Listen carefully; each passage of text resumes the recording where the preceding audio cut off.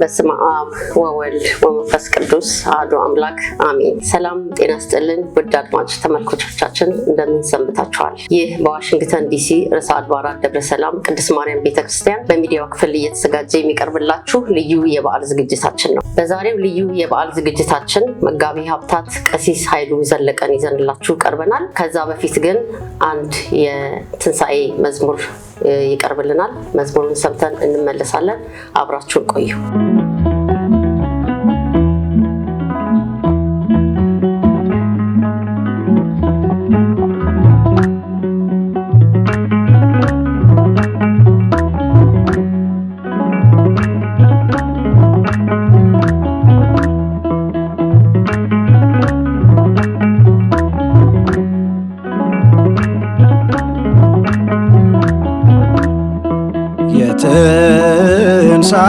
የትንሣኤው ብርሃን የሰው ልጅ ሕይወት አዳምን መለሰው ከወጣበት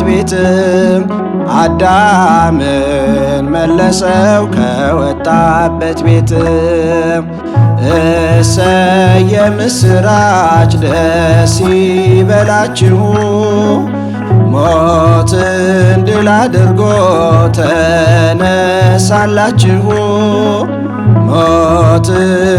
አድርጎ ተነሳላችሁ ያ በሙሴ ኦሪት የተነገረው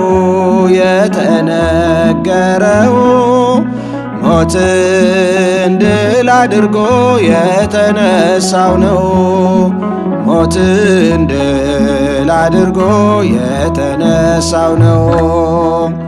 እሰየ ምስራች ደስ ይበላችሁ ሞትን ድል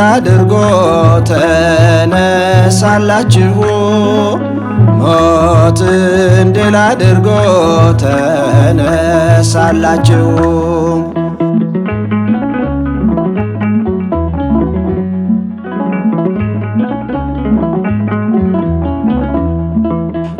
ማርያም መግደላዊት ምንኛ ታደልሽ ከሰው ሁሉ በፊት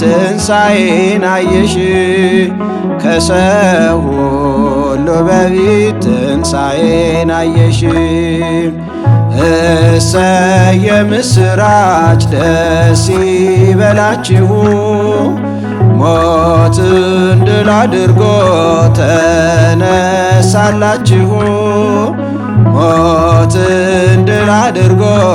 ተነሳላችሁ ብርሃን ያሳየዋል የጽድቅንም ፋና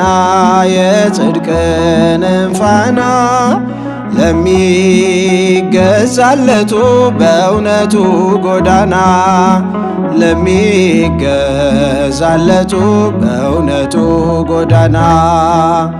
እሰየ ምስራች ደስ ይበላችሁ ሞትን ድል አድርጎ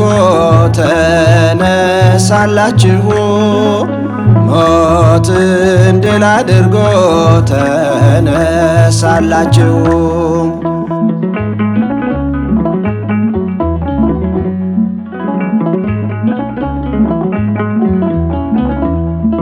ስምን ተናገርሁ ሁሉም ተቀበለ ከጥፋት ልጅ በቀር ማንም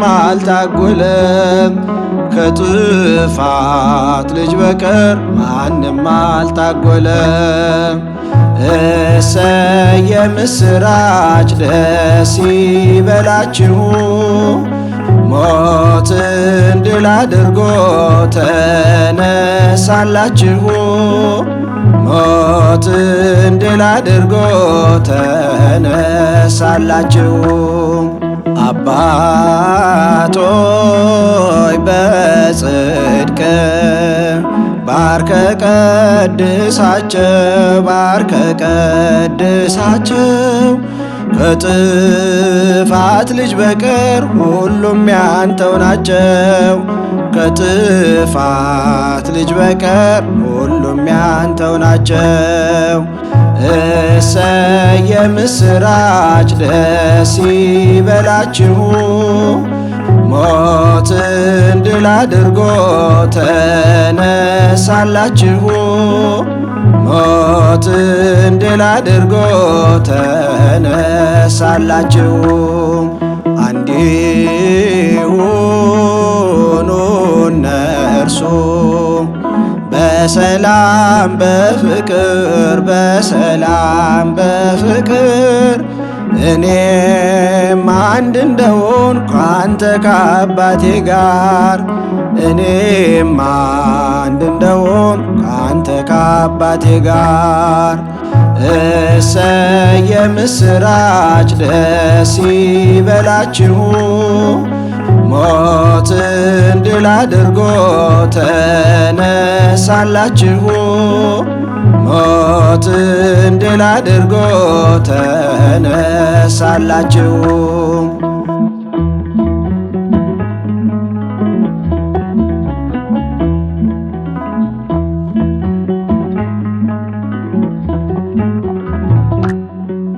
እንኳን ለዳግም ትንሣኤ በሰላምና በጤና አደረሳችሁ።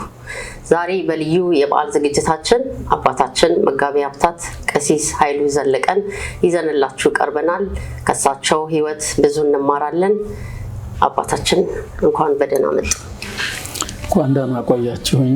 ክርስቶስ ተንሥአ እሙታን በዐቢይ ኃይሉ ስልጣን አሰሮ ለሰይጣን አግዓዞ ለአዳም ሰላም ይእዜሰ ኮነ ፍስሐ ወሰላም። ጥሪያችንን አክብረው ለጥያቄያችን ፈቃደኛ ሆነው ስቱዲዮ በመገኘቶት በእግዚአብሔር ስም እናመሰግናለን። እግዚአብሔር ይስጥልን አባታችን። እንግዲህ ስንጀምር መጋቤ ሀብታት ቀሲስ ኃይሉ የልጅነታቸው ጊዜ እንዴት ነበር? የተወለዱ የግነት አገልግሎታቸው እስከ ይጀመረ ከሚለው እንጀምርና ከዛ ብዙ ጥያቄዎች አሉ፣ ከእርስዎ ብዙ እንማራለን። እንግዲህ መጋቤ ሀብታት ህይወታቸው ከይጀመረ የተወለዱ። እሺ፣ እንኳን ሁላችንም ለዚህ ቀን አደረሰን። እንኳን አብራ ደረሰን አባታችን። እኔ የተወለድኩት በአዲስ አበባ ደብረ አሚን ተክለ ሃይማኖት ቤተክርስቲያን አካባቢ ሲሆን የተወለድኩትም ታኅሳስ 16 1949 ዓመተ ምህረት በእግዚአብሔር አቆጣጠር 1957 ዓመተ ምህረት እዚያው ተክለ ሃይማኖት አካባቢ ነው የተወለድኩት። የልጅነት ጊዜም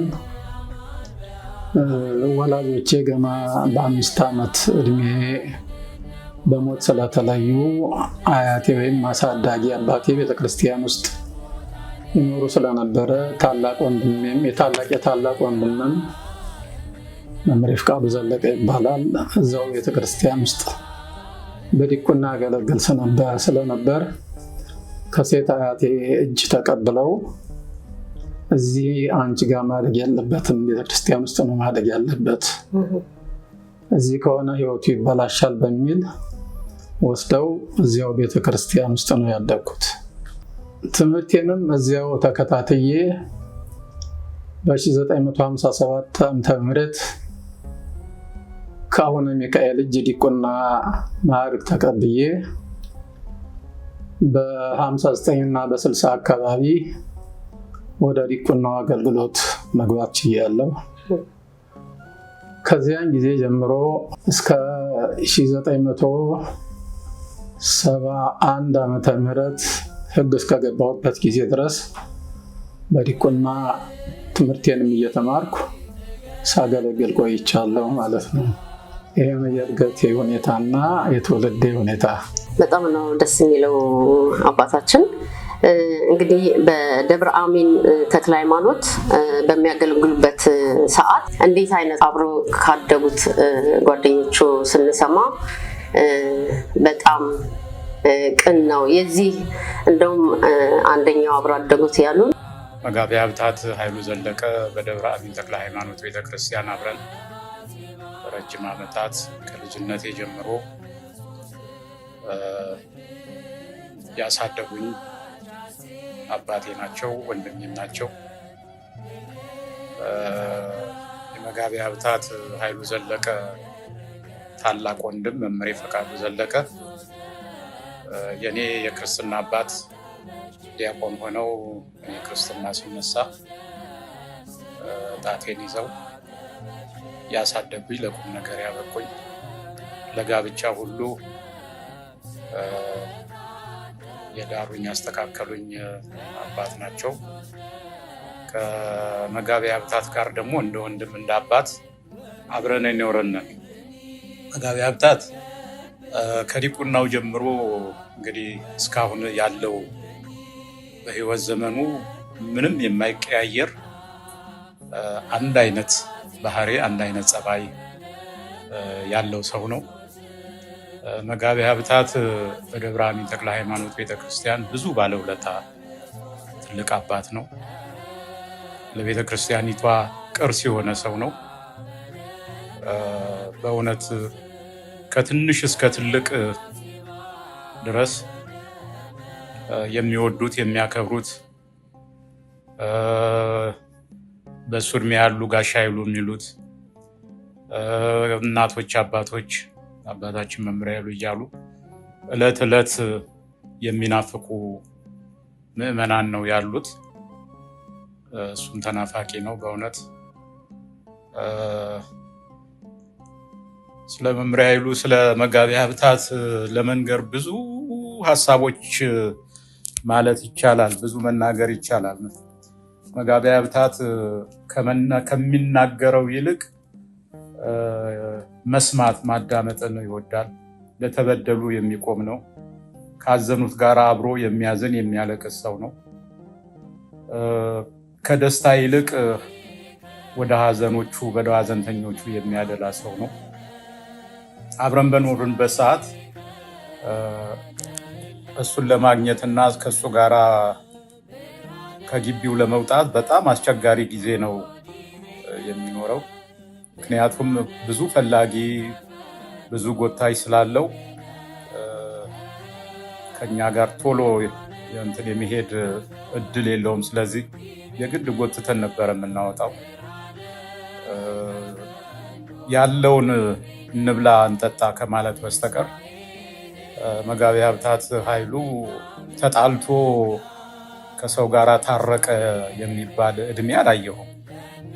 ከማንም ሰው ጋር መጣላት አይፈልግም። ከማንንም ክፉ መናገርም አይፈልግም።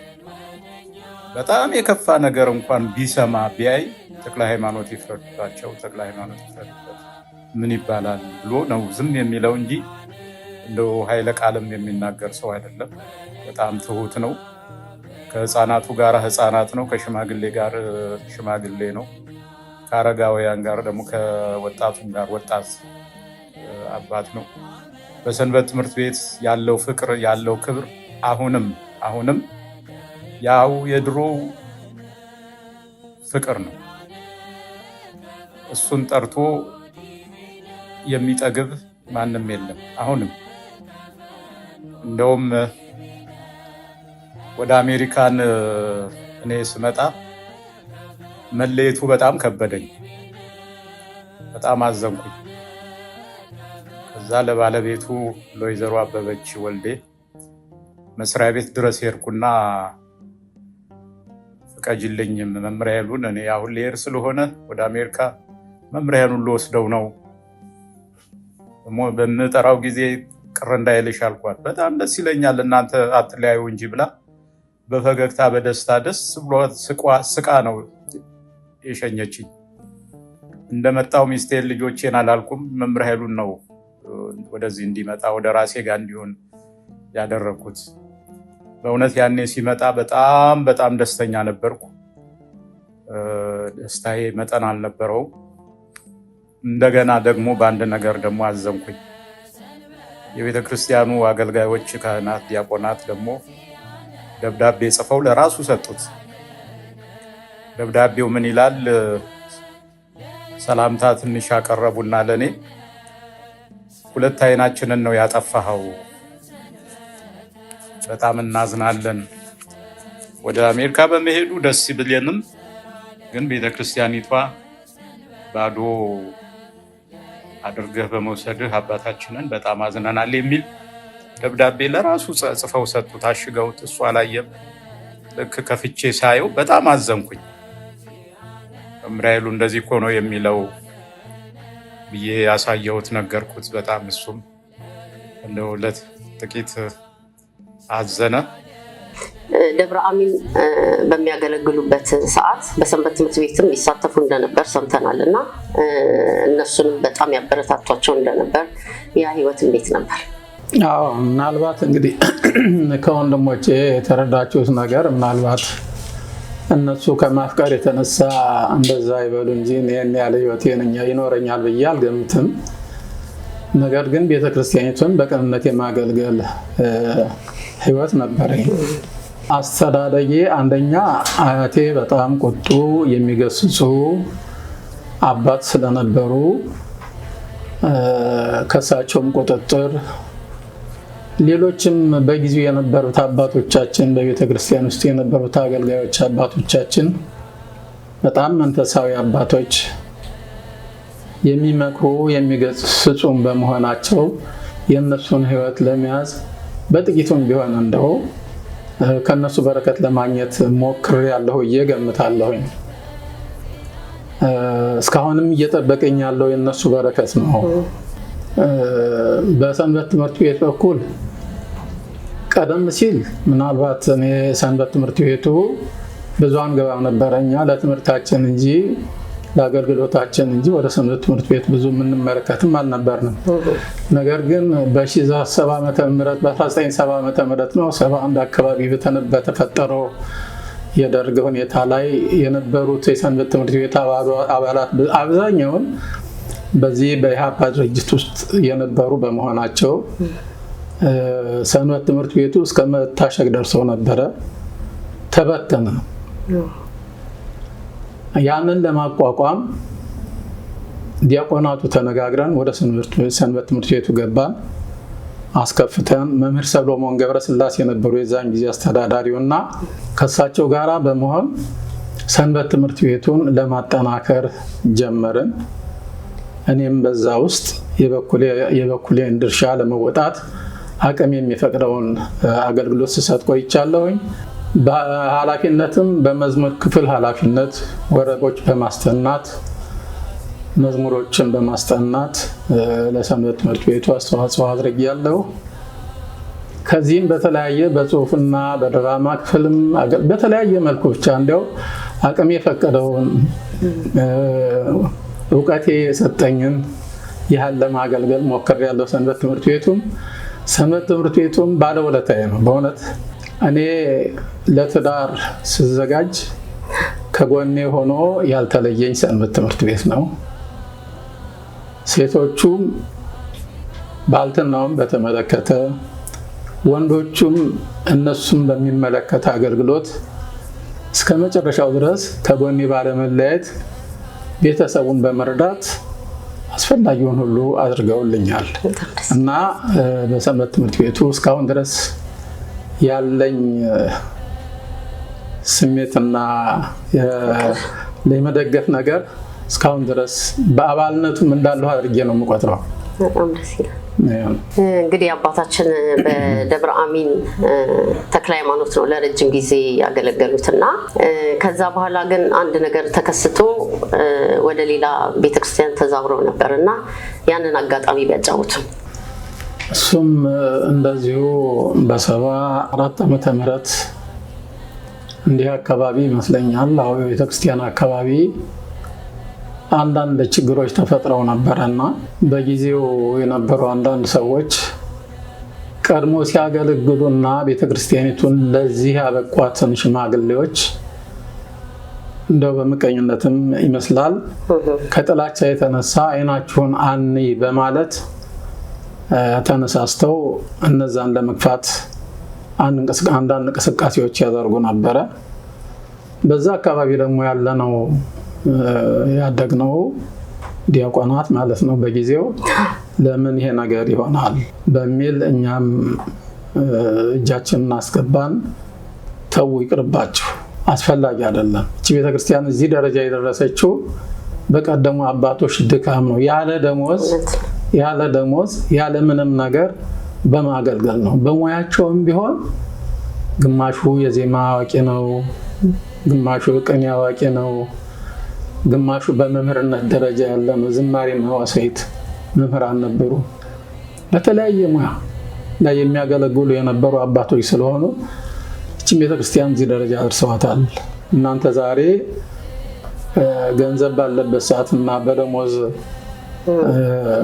ተቀጥራችሁ የመጣችሁበት ሰዓት፣ እነሱ ግን በነፃ በፍታት ገንዘብ ብቻ ነው እቺ ቤተክርስቲያን እዚህ ደረጃ ላይ ያደረሷትና እነሱን መግፋት ግፍም ይሆናል ለእናንተም ለእኛም ጥሩ አይደለም በሚል ችግሮች እንትን አመጣን ማለት ነው። አስታራቂ ነገር እንዲመጣ የኛን ሐሳብ አንቀበልም በማለት ዱላ አነሱ።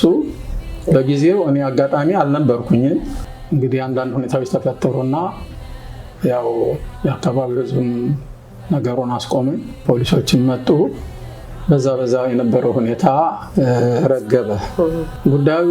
እነዚህ ጸቦን አንሺዎቹ ከላይም ከጠቅላይ ቤተ ክህነት ጉልበትና እጅ የነበራቸው ሰዎች ስለነበሩ አቅምም የነበራቸው ስለነበሩ እንዳልኩሽ እኔ አልነበርኩኝም በጸቡ ወቅት። ነገር ግን ሁላችንንም ከዛች ቤተክርስቲያን እንድንሄድ ተደረገ ማለት ነው። በዝውውር እንድንሄድ ተደረገ የተለያየ ቦታ። እኔም ወለኑ ጎድጓድ ቅዱስ ዮሐንስ ቤተክርስቲያን ተቀይሬ ለአንድ ዓመት አገልግያለሁ።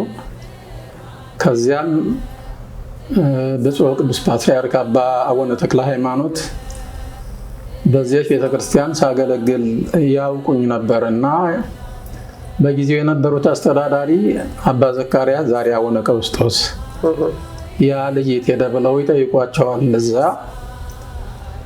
በዚህ ችግር ምክንያት ወደ ዮሐንስ ተቀይሯል። ለምንድን ነው ታዲያ የለን ያን ነገር በችግሩ ላይ ነበረ ወይ? የለም ምስክርነት ሰጡ። እሳቸው አልነበረም። ነገር ግን ሌሎቹ ሲቀይሩ እሱም አብሮ ተቀየረ።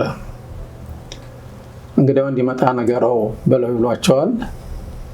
ይሄን ያሉት ለታህሳስ ነው። ጥር 4 ዮሐንስ መጥተው ተገናኘን። አገልግሎት ላይ ያለው ነፍሳቸውን ይማር መምህሬ መዓዛ ነበሩና መምህሬ መዓዛን ጠርተው ይሄን ልጅ ነገ እኔ ጋር ይዘው እንድትመጣ ብለው አደራ ሰጡ። በዚያ መሰረት ያለው ሁኔታ ተጣርቶ ወዲያው በዚያ ወር ውስጥ ወደ ቦታዬ እንድመለስ አድርገውኛል ማለት ነው። አዎ የተመለሱም አሉ፣ ያልተመለሱም በዛው ወጥተው የቀሩም አሉ። ተስፋ ቆርጠው ዲቁና አገልግሎቱን የተዋሉ ማለት ነው። እኔ ግን እስካሁን ድረስ ያው በዛው ቤተክርስቲያን እገኛለሁ። እግዚአብሔር ይመስገን። በጣም ደስ ይላል እና ይሄም ያው ከአገልግሎቶት የተነሳ ነው። አገልግሎቶት መልካም በመሆኑ ነው መቼም አይን ውስጥ የሚገባውና የአባታችንን ቡራኬ ይድረሰን። እንግዲህ አባታችን በብዙ ዘርፍ በእግር ኳሱም በጣም ጎበዝ ነበሩ ይባላልና እኔ በሰማው ሰዓት በጣም እየደጋገምኩ ነው የጠየኩትና ለክለብ እስከ መመረጥ ድረስ ደርሰው ነበር አሉና በሁሉም ነው እንግዲህ ሁለገብ ነበሩና ያ ትልቅ የእግር ኳስ ፍቅር አለው። እንደውም አሁንም ኳስ በቲቪ ከፍተሽ ወሬ ብታዩ ሰረቅ እያደረገ ወደ ኳሱ ነው የሚያውና የኳስ ፍቅር በጣም አለው ብለው ነው እንግዲህ አብሮ አደጎቹት የነገሩንና እንዴት ነበረ? እሱም ዝም ብሎ ነው ይሄን ያልነው። ነገር ግን ምንድነው መቼስ በልጅነት ህይወት ውስጥ ኳስ ጨዋታ ያለ ነው። ቤተክርስቲያናችን ፊት ለፊት አደባባይ አለ። እንማራለን፣ አደባባይ እንወጣለን፣ እንጫወታለን። መምህር ሰሎሞን ገብረስላሴ ንጉሥ ወልደ ጊዮርጊስ የሚባል የመንግስት ትምህርት ቤት አለ አካባቢያችን እና ከመንፈሳዊ ጋራ ዘመናዊንም መማር አለባችሁ ብለው እኔንና ነፍሱን ይማር አንድ ወንድማችን ዲያቆን ነበረ፣ ዲያቆን ኃይለ ማርያም የሚባል ንጉሥ ወልደ ጊዮርጊስ ትምህርት ቤት ደብዳቤ ተጽፎልን እንድንገባ ተደረግን። እዚያም እንግዲህ ትምህርት ቤት ውስጥ ያው የልጅነቱ መንፈስ ስላለ እዛም ትንሽ ሞክር ነበረ። ከዚህ ውጪ እንደተባለው አይደለም። ያን ያህል እዚያ ደረጃ ላይም አልደረስኩኝም። ያው በልጅነት ህይወት የነበረ ነገር ስለሆነ ነው እንጂ ያን ያህል አይደለም። ሌላው በትዳር ህይወቶት በልጆች ተባርከው ትዳሮትን በጥሩ ሁኔታ እየመሩ ነው ያሉትና እንግዲህ በአሁኑ ሰዓት ለኛ ለወጣቶች ደግሞ ምን ይመክሩናል? የትዳር ህይወት እንዴት መሆን አለበት? በተለይም በመንፈሳዊ ህይወት ላሉ ትዳር እንግዲህ በእርግጥ ከምንም በላይ አንደኛ ዕለት ዕለት ከእግዚአብሔር ጋር መገናኘት ያስፈልጋል። ምንም መንፈሳዊ ህይወት አለን በቤተ ክርስቲያን ውስጥ ነው ያለ ነው ብለን ብንገምትም የሰው ልጆች ጠላት ፈተናለ አያርፍም። እግዚአብሔር በሚመሰገንበት መልካም ህይወት ባለበት ሁሉ እየገባ ያን ህይወት ሰላም ማሳጣት፣ መንፈሳዊነትን በቃ ወደ ስጋዊ ጠባይ የመውሰድ በትዳር ውስጥ ገብቶ የመበጥበጥ እና አስቸጋሪ ነገር ይፈጥራል። ስለዚህ በትዳር ህይወት ውስጥ በምንኖርበት ጊዜ ራስን ለእግዚአብሔር መስጠት ያስፈልጋል። በቃ የሰውን ነገር ያለ ማየት። ዛሬ የብዙዎች ትዳር ችግር ላይ ሲወድቅ የምንመለከተው አንደኛ በጓደኛ፣ ሁለተኛ በቤተሰብ፣ ሶስተኛ የሃይማኖት ጽናትና ከጸሎት ጉድለት የተነሳ ነው ፈተና ሊመጣ የሚችለው። ስለዚህ አቅም በፈቀደ በትዳር ህይወት ውስጥ የመጀመሪያው እግዚአብሔርን መያዝ ነው። በቃ ዕለት ዕለት ለእግዚአብሔር ጊዜ መስጠት። አሁን ባመቸን ሰዓት ጠዋት ቀደም ብለን ካለችን ሰዓት ቢያንስ 15 ደቂቃ ለእግዚአብሔር ጊዜ መስጠት ያስፈልጋል። ወደ ስራ ከመሄዳችን በፊት እግዚአብሔርን አመስግነን ወደ ስራችን ይባረካል፣ ትዳራችን ይባረካል። በእህቴ ሰላም አለልኝ ይሄ ነገር ይመጣል። ስንመጣ ደግሞ እንደዚሁ እግዚአብሔርን አመስግነን እራት ከበላን በኋላ ለእግዚአብሔር ጊዜ ሰጠን አንዲት አቡነ ሶማያትን ቢሆን በመድገም በዚህ መልኩ እህቴ እንዴት ነሽ በማለት ዕለት ዕለት ይሄ ከሆነ ትዳር ይባረካል። እኛ አሁን እንደው ዓለሙን የምንመለከተው በመንፈሳዊ ህይወት ውስጥ ያሉ ሰዎች ዛሬ ትዳር በቃል ኪዳን እና በስጋው ደግሞ በስርዓተ ተክሊል ተጋብተው ዛሬ ትዳራቸውን እያፈረሱ ያሉት ስንቶቹ ናቸው? ያ ምንድነው? ያ እግዚአብሔርን ካለማሰብ የገባነውን ቃል ኪዳን ካለማሰብ የተነሳ የራሳችን ጉዳይ እየበለጠብን የግል ጉዳይ እኔ ያልኩት ይሰማ። በትዳር ላይ እንዲህ አይነት ነገር ካለ እኔ ያልኩት ይሁን፣ ይሄ ለኔ መደረግ አለበት፣ ራስን ከፍ የማድረግ ነገር በቃ ይሄ ነገር ካለ ትዳር አይሆንም። መንፈሳዊነቱ ተለውጦ በስጋዊ መንገድ መሄድ ነው። ስለዚህ እግዚአብሔር በረከት ሲጠፋ ደግሞ ቤት ይጠፋል፣ ትዳርም ይበላሻል፣ ልጆች ይበተናሉ። ስለዚህ ዕለት ዕለት እግዚአብሔር መያዝና ለትዳር ጊዜ መስጠት፣ ለአካሉ ለሚስቱ መገዛት፣ ማድረግ የሚገባውን ነገር የሚያደርግላት ከሆነ ትዳሩ እግዚአብሔር ይባረካል። ሁልጊዜ በጸሎት የምንጠይቀው ከሆነ እግዚአብሔር እኮ ጉድለታችንን ያውቃል። እኛ ችግራችን ምንድነው? ከእግዚአብሔር እንርቃለን፣ ለትዳራችን ቦታና ጊዜ አንሰጥም። ከዚህ የተነሳ ዓለም ሁሉ እየታወቀ ነው ያለው። ኢትዮጵያውያን የነበረንን ባህልና ታሪክ እያጣን ያለበት ሰዓት ላይ ነው ያለነውና ሁልጊዜ ግን በትዳር ህይወት ውስጥ በተለይም በቤተክርስቲያን ቃል ኪዳን የተጋባን ሰዎች ለቃል ኪዳናችን ተጠንቃቂ መሆን አለብን። ሁልጊዜ እግዚአብሔርን ኃይል መጠየቅ መቻል አለብን ብዬ ገምታለሁ። እግዚአብሔር ይስጥልን አባታችን ጥሩ ምክር ነው የመከሩንና ወደ አሜሪካ እንግዲህ ወደ አመጣጦት እንንጣና ወደ አሜሪካ ሲመጡ እዚህ እስከደረሱ በኋላ እንዴት አዩት? በተለይም ያው ወደ ደብረ ሰላም ነው የመጡትና እኔ በጣም እድለኛ ነው የምለው የእውነት በደብረ አሚን ሲያገለግሉ ቆዩ። ምንም እንኳን የአንድ አመት ወደ ወልደ ነጎድጓድ ሄደው ቢሆንም ያም ደግሞ ልምድ ነው ብዬ አስባለሁ። ከሌላው ጋራ ያለንን ረግ ሌላውን ስናይ ደግሞ የበለጠ ይሆናል። እንደገና ደግሞ እንግዲህ ወደዚህ ሲመጡ እዚቹ ደብረ ሰላም ነው የመጡትና እንዴት አዩት አገልግሎቱን?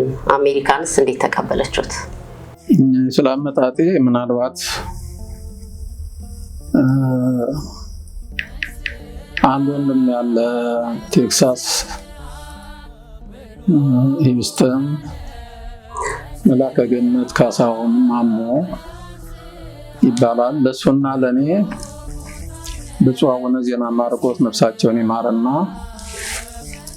ለሁለታችን ደብዳቤ ላኩልን። ደብዳቤው ደረሰኝ። ከደረሰኝ በኋላ ግን ለማንም አልተናገርኩም። ለሱ ብቻ ነው። እኔ ምን ላደርግ ነው አሜሪካ ነው የምሄደው?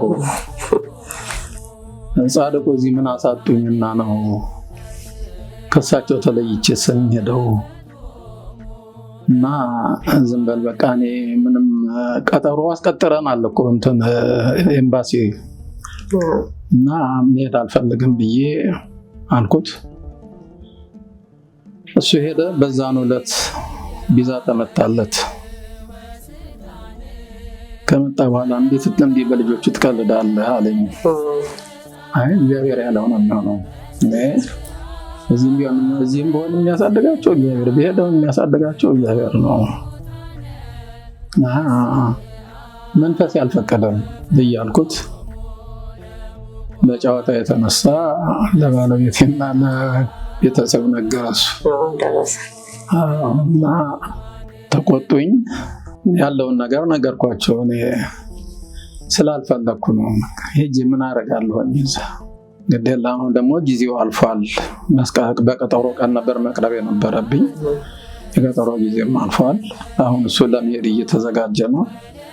እግዚአብሔር ከፈቀደ እንግዲህ ሌላ ጊዜ ለልጆቹ ሲባል እንግዲህ ከመጣ እድሉ እሞክራለሁ አልኳቸው። እነሱም በዚህ ተረጋጉ፣ እግዚአብሔር ይስጣቸው። በዛ አለፈ።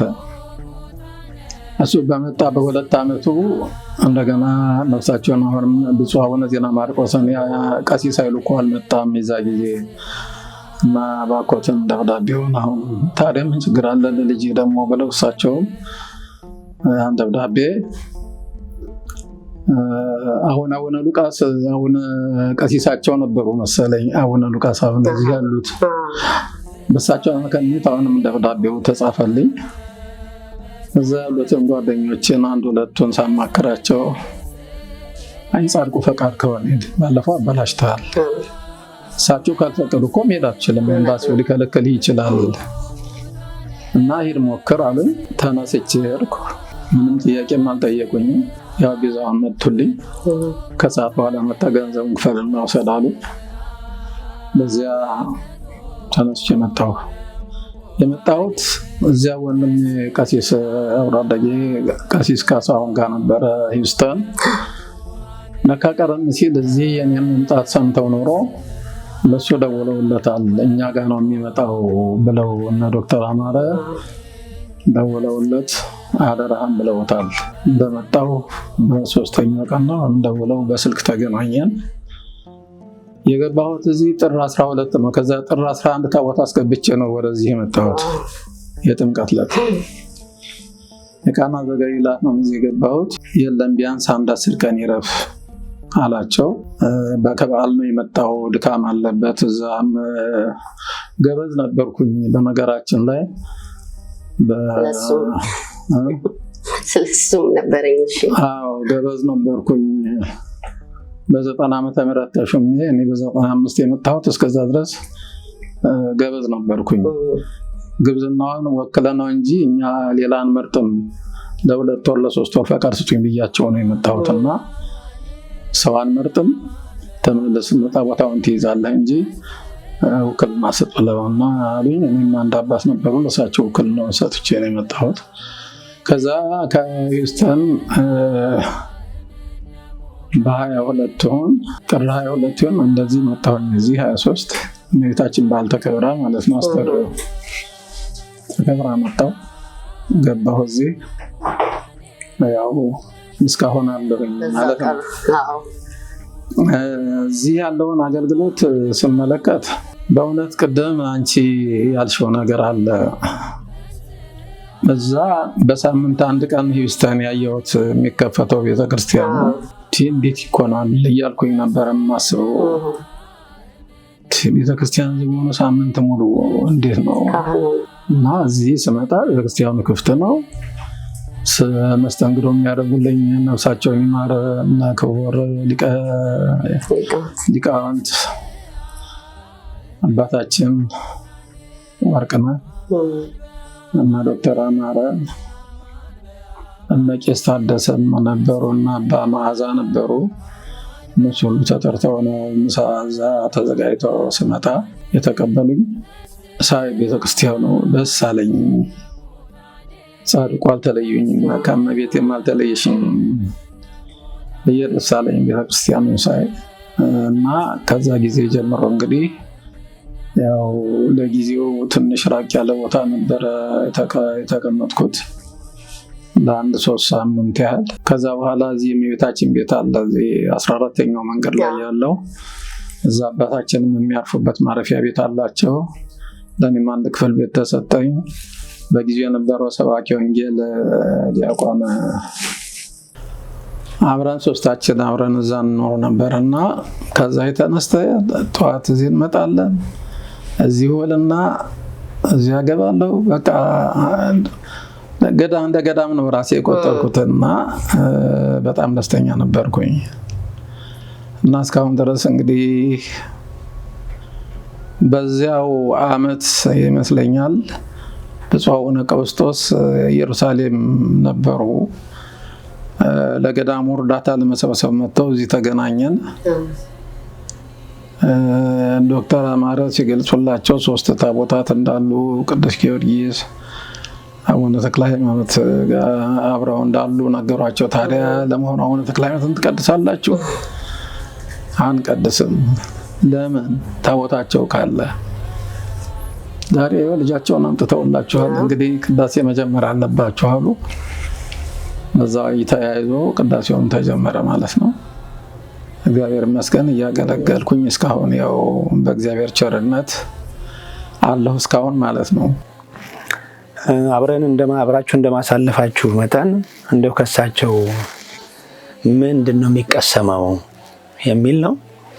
ከሳቸው የሚቀሰመው እንግዲህ አንደኛው የጸሎት ህይወት ነው።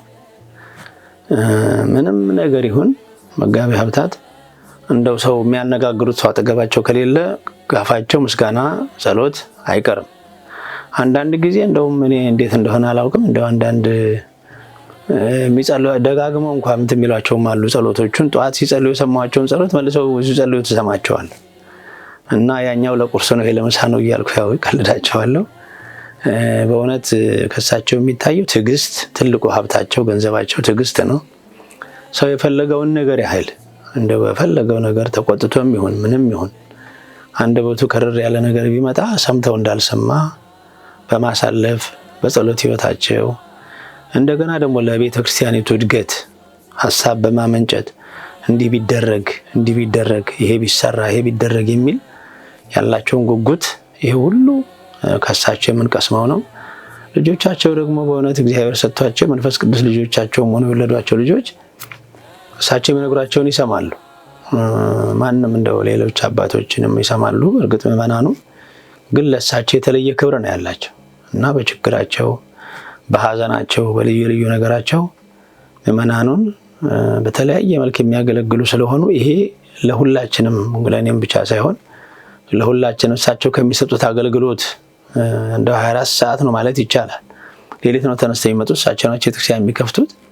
ቤተክርስቲያን ከፍተው ቁርስ ሳይቀምሱ ውሃ ሳይጠጡ እንደው በጾም ሳይሆን እንደው በበዓላትም እንኳን ሳይሆን ሳይቀር ማለት ቅዳሴ ቀድሰው ወጥተው ምዕመናኑ እንኳን እሳቸው ቅዳሴ ቀድሰው ወጥተዋልና እንደው እንተዋቸው አይሉም። ያላቸውን ነገር ለመስማት እሳቸውም የነሱን ችግር ለመስማት ወደ ቢሮ ተመልሰው ገብተው እነሱን ሲያስተናግዱ ይቆያሉ። እኛ እንደውም ለምንድነው እንደሚያደርጉት እንዴ ጤንነትም ይቃወሳል ሲኖሩ ነው የሚያገለግሏቸው ምዕመናኑ እያሉ ለኛ እንላቸዋለን። ግን እሳቸው ምን ላርግ ምን ይደረግ ብለው ምዕመናኑን ችግርና ሰምተው የተደሰተውን እግዚአብሔር ይመስገን ብለው ያዘነውን አረጋግተው የተከዘውን በጸሎት አግዘው ሁሉንም እንዳመሉ ሁሉንም የሚሸኙ አባት ስለሆኑ ከሳቸው የማይቀሰም ነገር የለም። በጎ ነገር ብቻ ላያቸው ላይ ያለባቸው ሀብተ ክህነት እግዚአብሔር ያጎናጸፋቸው ትልቅ የቤተክርስቲያናችን አባት የቤተክርስቲያናችን ምሰሶ ናቸው። ጥንካሬያቸው ደግሞ እንደው ምን ያህል ነው የሚለው ነው። ጥንካሬያቸው ይሄ ነው አይባልም። እንግዲህ መቼም ሰው ናቸው። እንደ ሰው ያው እድሜ እየጨመረ ሲሄድ አንዳንድም ኦሪጂናል የነበሩ እቃዎች እየደከሙ ሲሄዱ መቼም ሰው እንዲሁ ብረት አይደለም።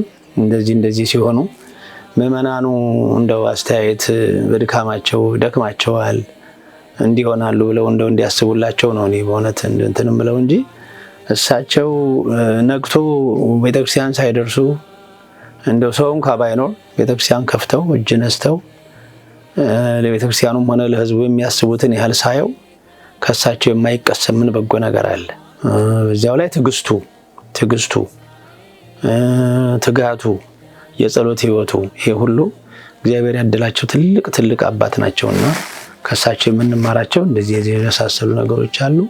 በዚሁ ላይ ደግሞ ከራሳቸውም ከሌሎችም ልዩ ገዳማትን በመርዳት ለኔ ይደረግልኝ ሳይሆን ለአብነት ትምህርት ቤቶች ኢትዮጵያ ላሉ ገዳማት ለሰሜኑም ለደቡብም ለምዕራቡም ለሁሉም በሚገባ ያረጉ የሚገባውን ነገር የሚያደርጉ ትልቅ አባት ናቸውና የእሳቸው መንፈሳዊ ህይወት ለሁላችንም እንደው ለአብሯቸው ለላ አይደለም ለሚያያቸውም ለሚመለከታቸውም ህይወታቸው የሚያስደስት አባታችን ናቸውና እግዚአብሔርን የምንለምንላቸው ሰፊ ዘመናት ረጅም ወራት ከሙሉ ጤንነት ጋር እንዲሰጥልን እውነት ሁሌ የምንጸልየው ጸሎት ነው። እንግዲህ ከዚሁ ጋር አያይዤ የምለው እንደ ቤተሰብም ልጆቻቸውም እንደው ቀሪ ጊዜያቸውን የደስታ ህይወት እንዲኖሩ በማንኛውም ነገር በሚያስፈልጋቸው ነገር ሁሉ እያገዙ እየተንከባከቡ አባታችንን ደግሞ ከዚህ በኋላ ባለው እድሜ ጣራቸው በርካታ ስራዎችን እንዲሰሩ ለህዝብም ለወገንም እንዲያገልግሉ መቼም ቤተሰብ ካረዳ ቤተሰብ ፈቃደኛ ካልሆነ እግዚአብሔርን ማገልገል ይከብዳል። የቤተሰብ እገዛ ስላለው ነው። ልጆችም ባለቤትም በርታ አይዞህ በአንተ ጸሎት ነው ያለነው ስለሚሏቸው መልካም ፊት ስለሚያሳዩቸው ነውና በየቤተክርስቲያኑ ጧትም ቀንም እዚሁ የሚያገለግሉን አሁንም የቤተሰቡ እገዛ አብሮ እንዲቀጥል በእግዚአብሔር ስም ጠይቃለሁ። እርግጥ ይለያል እያልኩ አይደለም፣ ግን ምንም መቼም አንድን መልካም ነገር አክብሮ መያዝ ከሁላችንም የሚጠበቅ ነውና አባታችንን እግዚአብሔር በእድሜ በጤንነት እንዲጠብቅልን እኛም አብረን ሆነን እየደገፍን እየተደጋገፍን እሳቸው ለኛ እኛ ለሳቸው ሆነን ይሄን ያህል ዘመን እንግዲህ አንድ ቀን ኮሽ ሳይል አብረን ኖረናል። ቀሪ ዘመናችን ደግሞ እግዚአብሔር ጠብቆን የርዕሰ አድባራት ደብረ ሰላም ቅድስት ማርያም ቤተክርስቲያን ደግሞ ተሰርታ አይናችን አይቶ ይሄ የሚያፈሰው ጣራ አሁን በቤተ መቅደሱ ያለው ከዛሬ 15 ዓመት 10 ዓመት በፊት የነበረው ሲታይና አሁን ያለው ሲታይ የቤተክርስቲያኑ ልዩነት እጅግ የሚደንቅ ነው። ይሄንን ሁሉ ስራ የሁሉ ነገር የተደረገው በመጋቢ ሀብታትና በሳቸው መንፈሳዊ ልጆቻቸው እገዛ ነው። የሌሎችም ካህናት እጅም እገዛም ሐሳብም አለበት። የቤተክርስቲያኑን ማስተዳደር ትልቅ ጥረት አለበት። ለዚህ ሁሉ ግን መሳካት እንደ አንድ ምሰሶ የሚታዩ ትልቁ አባታችን ናቸው። አሁንም ደብረ ሰላም ቅድስት ማርያም ቤተክርስቲያን እንደው እግዚአብሔር ፈቅዶ የሷም የእመቤታችን ፈቃድ ሆኖ የምትሰራ ቢሆን ትልቁና ዋነኛው እንደው ድርሻ ይወስዳሉ ብለን የምናስባቸው እሳቸውና የእሳቸው መንፈሳዊ ልጆች ናቸው። በጣም ደስ ይላል። ስለ ገበዝነቱ መለስበታለሁ ብዬ ነው እንጂ እሱንም አልሾምም ብለው እምቢ ብለው እንደነበር ነግረውኛል። እና እንደውም ከመበሳጨቱ የተነሳ እንባ አውጥቶላ አልቅሷል አሉና ይህ ከየት የመጣ ነው? አባታችን አሁን በዚህ ዘመን በእርግጥ አባቶቻችን በድሮ ጊዜ እንደዚህ ሲባሉ እናውቃለን። ያው በመጽሐፍ ነው የምናውቀው። ይጠፉ ነበር እንደዚህ ሊሾሙ ሲሉ በግድ ተፈልገው ነው። እንደውም ብዙ አባታችን አቡነ ተክለ ሃይማኖትም ጭምር እንዲሁ በተደጋጋሚ አድርገዋል ይባላል። አዎ ምንድነው ምናልባት እኔን አይመጥንም ብዬ ነው። ለምንድነው ቀደም ሲል የነበሩት ገበዞች ቤተክርስቲያኑ በጣም የታወቁ በእድሜያቸው የገፉ ታላላቅ አባቶች ነበሩ። በታሪክ መሰማቸው ከኔ እድሜ በህፃንነቴ ነው በእርግጥ የሞቱት። ቄሰ ገበዝ ወልደ ማርያም የሚባሉ ነበሩ። ታቦቱን ተሸክመው የመጡና እዛ ቦታ ላይ ያስገቡ በአፄ ምኒልክ ጊዜ እሳቸው ነበሩ ገበዙ። እሳቸው ካረፉ በኋላ መምህር ተክለ ዮሐንስ ወይም ቄሰ ገበዝ ተክለ ዮሐንስ የሚባሉ እድሜያቸውን ሙሉ ጫማ ሳያደርጉ በእግራቸው ነበር የሚሄዱት። በጣም መንፈሳዊ አባት ናቸው። ህጋዊ ናቸው። ልጆች ነበሯቸው፣ ግን መንፈሳዊ አባት ናቸው። በቃ መንፈሳዊ አባት በእድሜያቸው የገፉ ናቸው። በዘመናዊ ትምህርትም ፈረንሳይኛ የሚያውቁ የተማሩ አባት ነበሩ። እሳቸው ናቸው እኛን ያሳደጉን። በተለይ ለእኔ በጣም አባቴ ነበሩ እና እነሱን ከማየት እሳቸውም በህይወት ካለፉ በኋላ እነ መጋቢ ሀብታት መዝገቡ ተሰማ የሚባሉ ታላቅ አባት ናቸው። እሳቸውም በ90 ምናምን እድሜያቸው አሁን ያረፉት እዚህ ከመጣሁ በኋላ እነሱ በነበሩበት ቦታ ላይ የኔ እዛ መሆን እኔን አይመጥንም፣ ከእድሜም ከመንፈሳዊነትም። ስለዚህ ሌሎች አባት ይመረጡ የሚል ነበር ሐሳቤ። ብፁዕ አቡነ ሰላማ አባ አረጋዊ የሚባሉ መንፈሳዊ አባት ነበሩ። አስተዳዳሪያችንና ቢሮ ወስደው አባብለው ነው በቃ ለእኔ ስትብለው በመስቀል ይዘው ያው ኃላፊነቱን እንደረከብ አደረጉኝ ማለት ነው። በአገልግሎት ጊዜ ማለት በአብዮቱ ነው የሚባለው በመንግስቱ ኃይለማርያም ጊዜ በአብዮት ጥበቃነት ተመድበውም ሲያገለግሉ ነበር እና በዛ ሰዓት የተከሰተ ነገር ነበረ እና በጣም ሁላችንም ያዘንበት አሉ ጓደኞቹት። እሱም በጣም የተሰበረበት ሰዓት ነበረ እና ያ ጊዜ እንዴት አለፈ ሲነግሩኝ በጣም ከባድ ነበረ እና ግን እግዚአብሔር ለሁሉም ነገር ምክንያት አለውና ከዛ እሳት አውጥቶ ነው እግዚአብሔር አምላክ ይኸው እዚህ ያደረሱትና እንዴት ነበረ ያ ጊዜ? አዎ እንግዲህ ምናልባት ወደዛ ውስጥም እንደገባ ያደረጉኝ ሰዎች በተንኮልም በመቀኘነትም አንዳንድ ጊዜም ደግሞ ምናልባት ከነበረው በጊዜው የነበረ ሁኔታ አስጊና በጣም አስቸጋሪ ስለነበረ ወንድሞቻችን ዲያቆናትና አባቶቻችንን ቀሳውስትን ከቤተ መቅደስ ሳይቀር ነበር እያወጡ የወሰዷቸው። አንድ መነኩሴ ያስታውሳለሁኝ በጀርባቸው ላይ ጋዜጣ እንደደውባቸዋል እሳት። አንዱን አባታችንን ደግሞ የገዛ ልጃቸው ጠቁሞ መሳሪያ አለህና መሳሪያ አምጣ ብሎ ብዙ ስቃይ ነበር ያበዙባቸው። ብዙዎች ዲያቆናት መከራ ተቀብለዋል። በዚህም የተነሳ ሰዎች ያዳኑ መስሏቸው ሊሆን ይችላል ወደዛ እንድቀርብ አደረጉኝ። በዛው አያይዞ ሰዎች ወደ ዘመቻ መሄድ አለበት ብለዋል። ደብዳቤ በጽፍ ምን ብል በጊዜው ፍራቻ ስለነበረ ማን ደብዳቤ ማን ይመልከተው ቤተ ክህነትም ብባል ምንም ይባል እግዚአብሔር ከዚህም ሞት እዚህም ይመጣል አይደለም ፈቃዶ ከሆነ ሄዳለሁ አልኩኝ። እዛ ጃመትም አልቆየሁም። ከመሰልጠኛ እንደወጣሁ 100 አለቃ ማንነቴን ነገርኩት። እንዴት እንደዚህ ያደርጋሉ? የቤተክርስቲያን ልጅ ነበረ ቃል አብ ይባላል። እንዴት እንዲህ ይደረጋል አለና እስከ ላይ ድረስ ሄደ። በቃ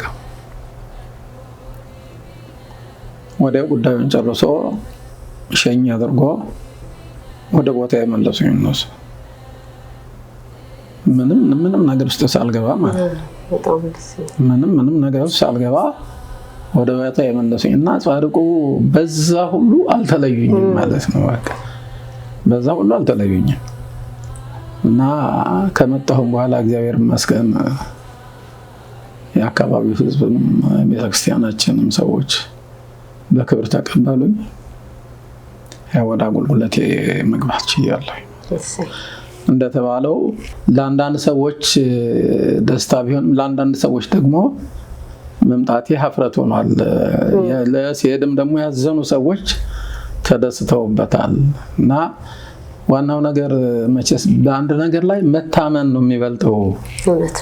በእግዚአብሔር መታመን ነው የሚበልጠው። እግዚአብሔር የማያደርገው ነገር የለም። ሰዎች በተንኮል ቢነሳሱብሽ አንቺ ከምንም በላይ እምነቱ ካለሽ ያንን ተንኮል መጽሐፍት የተጻፉት ለእኛ እኮ ማስተማሪያ ነው።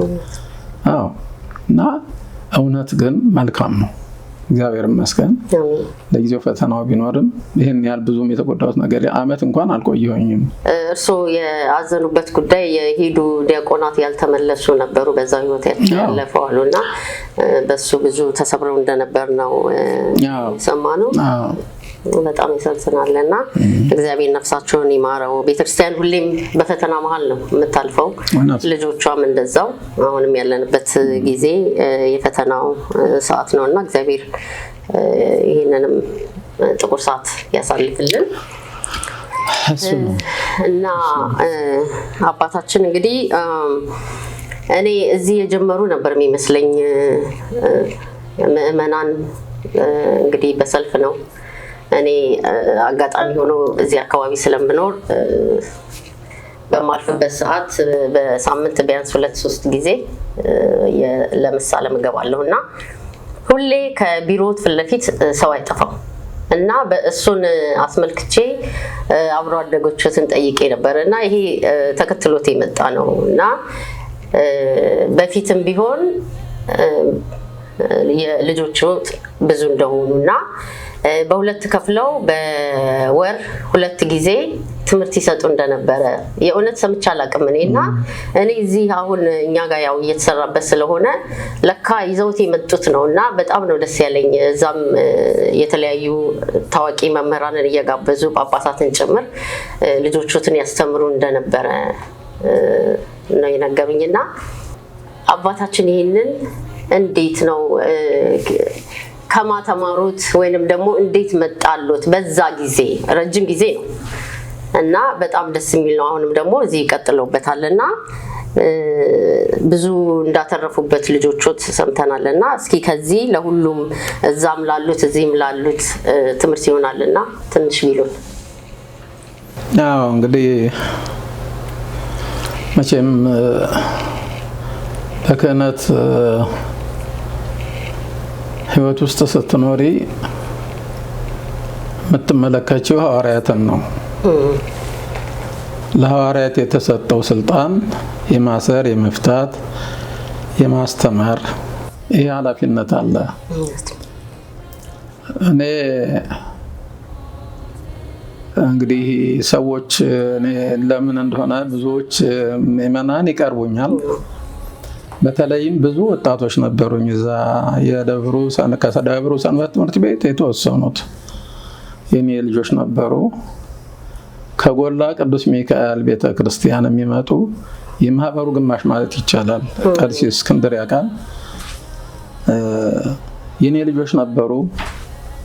ከአካባቢው ምዕመናን እንደዚሁ ወጣቶቹ ትላልቆቹ በተጠሪያቸውም አይመጡም። ዕለተ ሰንበት እንደምታውቂው የኢትዮጵያ ነገር ሩጦ ኖሮ ግማሹ ቁብ ይላል፣ ግማሹ ለቅሶ ይላል፣ ግማሹ አምጨብጨው አይደለም ህዝቡ እና እነኚህ ወጣቶቹ ግን ያቺ ቀን የነሱ ቀን የእረፍት ቀናቸው ስለሆነች ከኛ ለሰንበት ትምህርት ቤቶች ጋር የተወሰኑ ልጆች አሉ። ከነሱ ጋር በመመካከር ቢያንስ በ15 ቀን አንድ ቀን የምንገናኝበት ሁኔታ ይፈጠር፣ እንተዋወቅ እርስ በርሳችን።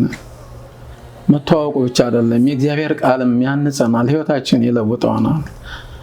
እና በሚል አሰባስበናሉ። ጥሩ ነው ሐሳቡ የመጣው ከኛ ሰንበት ትምህርት ቤት ልጆች ነው። ጥሩ ሐሳብ ነው ብዬ ያን ሐሳብ ተቀበልኩኝ። ጋሽ ታዬ አብርሃ አታውቂ ይሆናል አባ አስራት የሚባል አባ አስራት ከኛ ሰባኪ ወንጌል ደግሞ መምህር ጸጋ የሚባል አለ። እነሱን አሉ አንድ 4 መምህራን እያፈራረቅኩኝ በየ15 ቀኑ ቃለ ወንጌል ለንስሐ የሚፈልጉ ሰዎች እዛው አነጋግርና ከሰኞ እስከ ቅዳሜ ድረስ ቀጠሮ ሲዝና ለንስሐ አዘጋጃቸዋለሁኝ። ከኔ ምክር የሚፈልጉ ሰዎች ምክር እሰጣለሁኝ። በዛ መልኩ እናደርግ ነበር እና ጉባኤ ነበረን በቃ በየ15 ቀኑ እና ብዙ የሰፋ ጉባኤ ነበር። አንዳንድ የሰንበት ትምህርት ቤት እናደርጋለን፣ አንዳንድ ክርስትና ቤት ያን ባይሆን ደግሞ ቦታው ሲያዝ በተለያየ ፕሮግራም መጠለያዎች አሉ። መጠለያዎች ውስጥ እንሰባሰባለን። በዚህ መልኩ ጉባኤውን እያደረግን እስከምመጣበት ጊዜ ድረስ ስመጣም ከጎላ አንድ ልጅ መስፈን የሚባል ልጅ ነበር። እሱና ከኛ ጋር ደግሞ አንድ ልጅ እንደዚሁ ነበር። ለነሱ አደራ ሰጥቼ ጉባኤው እንዳይታጠፍ መምህር ጸጋ ያለ አባት የምትፈልጉ ከሆነ ሌሎችም ወንድሞች ቀሳውስት አሉ፣ እነሱን በምትፈልጉት በንስሐ ዙሪያ እነሱን አነጋግሩ ብዬ ስመጣ በዚህ መልኩ ነው የመጣሁት እና እውነት ነው ከዛ የነበረኝ ልምድ ነበረ። ድካሙስ እንዴት ነው አባታችን? እኔ አሁን ለምሳሌ አንዳንድ ቀን ስመጣ ከቅዳሴ ወጥተው እንደው አፉትም እንኳን ሳያደርጉ ነው ሰዎች ተሰልፈው ማዩና አንዳንድ ሰዎች እንደውም ከመቆርቆር ኧረ እባካችሁ ተዋቸው ይላሉ የተጠጉና ግን የሚንቀሳቀስ የለም እና ድካሙስ ማለት ለራስም ማሰብ አለና እርስዎ ጤና ሲሆኑ ነው ሁሉም አይደለ እና ድካሙስ እንዴት ነው? ይሄንን በፕሮግራም ማለት አሁን እንዳየሁት ከሆነ ከቤተክርስቲያን ለቅዳሴ መተው እንደገና ደግሞ ከቅዳሴ በኋላም ልክ ቅዳሴ ሲወጡ ከውጭ ሁላ የሚመጡ ምዕመናን አይቻሉ እና ያንን እንዴት አድርገው ነው የሚያስቀጥሉት? ድካም ሊመጣ ይችላል። እውነት ነው። መቼም ከጤናማ አኳያ ችግር አለ። የድካሙ ሁኔታ የታወቀ ነው። እንግዲህ ሌሊት 2 ሰዓት እንመጣለን። ከዛ ጀምሮ እንግዲህ አገልግሎት ነው። ቅዳሴ አለ። ያን ሁሉ ጨርሰን ከወጣን በኋላ ማረፍ እንጂ ሌላ ስራ ለመስራት ስጋ ደካማ ነው በእርግጥ። ነገር ግን ምንድነው ብዙዎቹ ሳምንቱን የሥራ ቀኑን በስራ ነው የሚያሳልፉት። የምትኖራቸው ያቺ ቀን ነች እና መቼስ እኔ ድካምም ቢሰማኝ ምንም ቢለኝ የነሱ ይበልጣል ብዬ አስባለሁኝ። እኔ ለነሱ መስዋዕትነት መክፈል ያስፈልጋል። ራሳቸውን ለንስሐ አዘጋጅተው ችግር ኖሮባቸው የተጨነቁበት ነገር እያለ እኔ ለስጋዬ እረፍት ለመስጠት እነሱን ትቶ መሄዱ ህሊናዬ ይወቅሰኛል፣ አልችልም። ስለዚህ የግድ እነሱን ማነጋገር ስላለብኝ ሳላነጋገር አልሄድም፣ የባሰ ችግር በራሴ ላይ ከሌለ በስተቀር እና ቅድሚያ ልሰጥ የሚገባኝ እነሱን ነው ብዬ አስባለሁ። በእኔ በኩል እንግዲህ እግዚአብሔር ሙሉን ጤና ከእድሜ ጋር ይስጥልን ነው የምንለው። በዚህ ዘመን እንደዚህ አይነት አባት ማግኘት ቀላል አይደለም አባታችን። በእኔ በኩል እንግዲህ ጥያቄዎቼን ጨርሻለሁ። ግን ከማጠቃለላችን በፊት አንድ መዝሙር በእርስዎ ምርጫ ትንሣኤ እንግዲህ እስከ በዓለ ሃምሳ ነውና አንድ መዝሙር ቢዘምሩልን። ትንሣኤን እንግዲህ ስናስብ የሰው ልጆች ሰላም ያገኙበት፣ ነፃነታቸው የታወጀበት፣ ከሞት ወደ ሕይወት የተመለስንበት ጊዜ በመሆኑ የሰላምን ነገር ማወጅ በወቅቱ ተገቢ ነው ብዬ አምናለሁኝና ሰላም ሰላም የሚለውን ከትንሣኤ ምስጋና ወረቦች ውስጥ አንዱ እሱን ልበል ይመስለኛል። እሺ ደስ ይላል።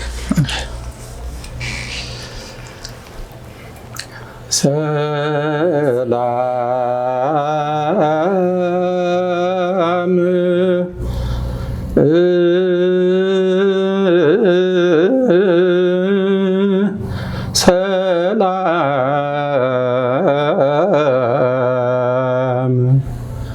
ሰላም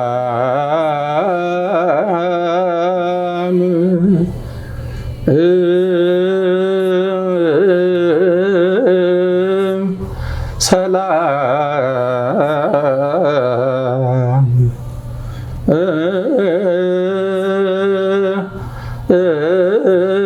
ሚዜሰ ይኩን ሰላም